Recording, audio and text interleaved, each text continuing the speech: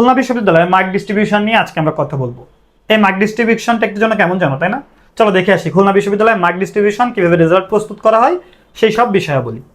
দেখো, খুলনা বিশ্ববিদ্যালয়ের এ এবং বি ইউনিট অর্থাৎ সায়েন্সের যে দুটি ইউনিট আছে সেই দুটি ইউনিটে আসন সংখ্যা দেখো, মোট আসন সংখ্যা হচ্ছে 600টি। এটা হচ্ছে অ্যাকচুয়ালি এ এবং বি ইউনিট দুইটা মিলিয়ে 600টি।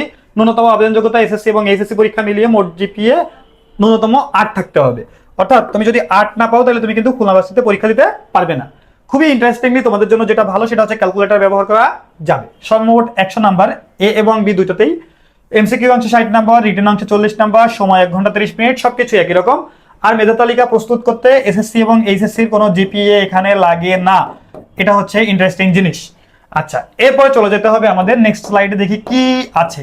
নেক্সট স্লাইডে খেয়াল করবা এই ইউনিটের বিষয়ভিত্তিক নম্বর বন্টন আছে। খেয়াল করো, এই ইউনিটে মেইনলি পরীক্ষা হচ্ছে ম্যাথ, পদার্থবিজ্ঞান অর্থাৎ ফিজিক্স, রসায়ন অর্থাৎ কেমিস্ট্রি। মার্ক ডিস্ট্রিবিউশন হচ্ছে 3, 15, 45। এবার আসে ইংরেজিতে হচ্ছে 10 মার্ক থাকে, আর সাধারণ জ্ঞানে হচ্ছে 5 মার্ক থাকে। এই হচ্ছে টোটাল তোমার 60 নাম্বার এমসিকিউ অংশ। আচ্ছা, এখানে যে সাধারণ জ্ঞানটা আছে এটা আসলে অ্যাকচুয়ালি সাধারণ জ্ঞান না, এটা অ্যাকচুয়ালি হবে আইসিটি। এটা হচ্ছে আইসিটি, সাধারণ জ্ঞানটা ভুল আছে। আইসিটিতে 5 নাম্বার থাকে, তাহলে গণিত, পদার্থবিজ্ঞান, রসায়ন, ইংরেজি এবং আইসিটি। Okay fine. আর লিখিত অংশে যে 40 নাম্বার থাকে সেখানে হচ্ছে গণিতে 10, রসায়নে 10, ইংরেজিতে 5 এবং আইসিটিতে 5। এই হচ্ছে এই ইউনিটের মার্ক ডিস্ট্রিবিউশন। আচ্ছা, এরপর চলে যাবো আমরা বি ইউনিটের মার্ক ডিস্ট্রিবিউশনে। ঠিক আছে, বি ইউনিটে কি কি আছে দেখো। বি ইউনিটে এই যে বি ইউনিটে আছে কি দেখো, খেয়াল করো। বি ইউনিটে জীববিজ্ঞান হচ্ছে 15 নাম্বার, রসায়নে 12 নাম্বার, গণিতে 12 নাম্বার। দেখছো ইন্টারেস্টিংলি বায়োলজি অনুসারেও এখানে গণিত আছে, অর্থাৎ ম্যাথটা তোমাকে এখানে লাগবে। ফিজিক্সে হচ্ছে 12 নাম্বার এবং ইংরেজিতে 9 নাম্বার।